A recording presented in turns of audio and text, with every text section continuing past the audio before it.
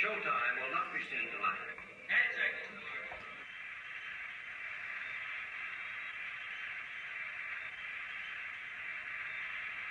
Tonight from Philadelphia, live and in color, Nixon in Pennsylvania. And here's your moderator, Bud Wilkinson. Thank you.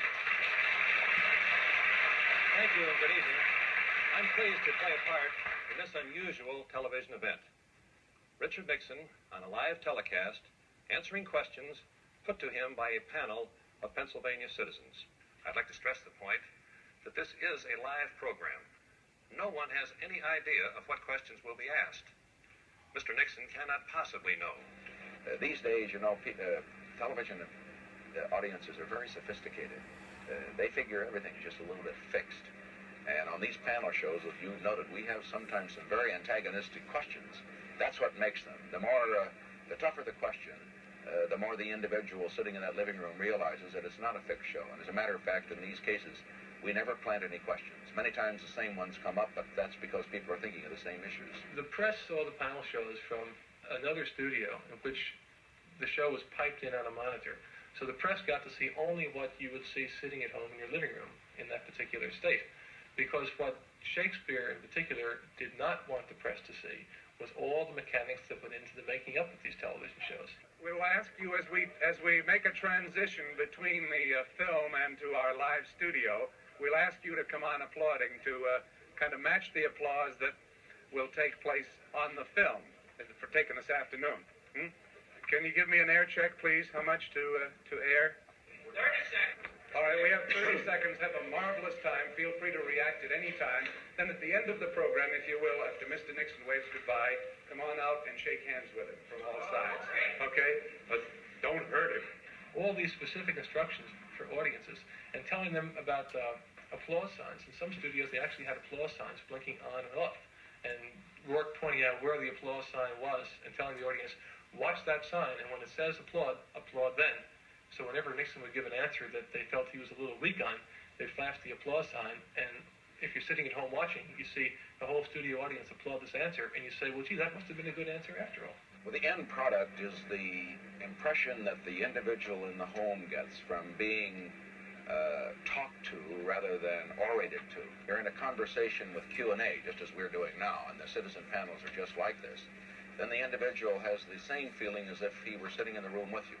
And in effect, you've knocked on the door of that house, and the individual feels that he's asking the question and is getting his answer. I think the television audience should know that this program is being carried statewide in Pennsylvania, and most of Delaware, and all of southern New Jersey. So we have a good group of people listening. We'll go right to the question. Mr. McKinney, you can have the first question. So I said, well, Mr. Nixon, I'd like to pose a question that was raised in a column by Clayton Fritchie. Why is it that you have not seen fit to face any professional interrogators in a Face the Nation or Meet the Press type of format? Rather, you've chosen this format, the weakness of which has become apparent during the first round of questioning, because out of 7 questions, you got 6 that you are already firmly on record with answers for. Why don't you face professionals and answer their questions? And he came on with a to-do about having been on all of these quiz programs, as he very disparagingly referred to them. And he got the big round of applause, and he went on to your man next to me.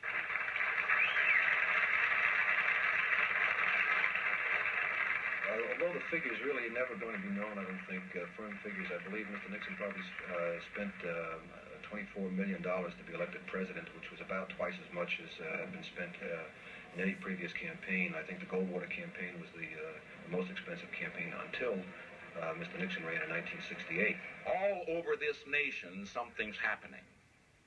There's a great tide, a great spirit sweeping across America. I feel it, I sense it. When it isn't there, you can feel that it isn't there. But when it's there, it surges through you. And all over this nation, I can tell you, the message is the same. I don't care how much money they spend. This year, we're going to win. We're going to win in November. The rhetoric of crime in the streets that turned everybody off in 1964 and isolated Goldwater's rather narrow constituency, came to be a cry to the middle of the road in the United States in 1968. A new voice that is being heard across America today. It is not the voice of a single person. It's the voice of a majority of Americans. It's the voice of a majority of Americans who have been quiet Americans over the past years. They've been silent Americans. It's the voice of the Americans who have not been the protesters, who have not been the shouters. Who are they? Let me tell you who they are. They're in this audience by the thousands. They're the workers of America. They're white Americans and black Americans. They're Mexican Americans and Italian Americans. They're all Americans. The great majority finally have become angry. Not angry with hate, but angry, my friends, because they love America and they don't like what has been happening to America for the last 4 years. Richard Nixon referred to you as the forgotten Americans. What do you think he's referring to? Well, I sort of think he's talking about the people that are paying the taxes, that are supporting the schools, the churches, the people that they are sort of forgotten because everything's aimed at welfare and things like that. As we arrive in California, I want you to know how deeply grateful I am for the welcome you've given us. I want you to know, too, that as I look at this great crowd, I am reminded of crowds that I have seen all over this country in the past 10 days. You've just been listening to Mr. Nixon's speech. Did you hear what he said? Not too much. You couldn't hear it? We could hear it, but you couldn't hear it when they'd start to know you.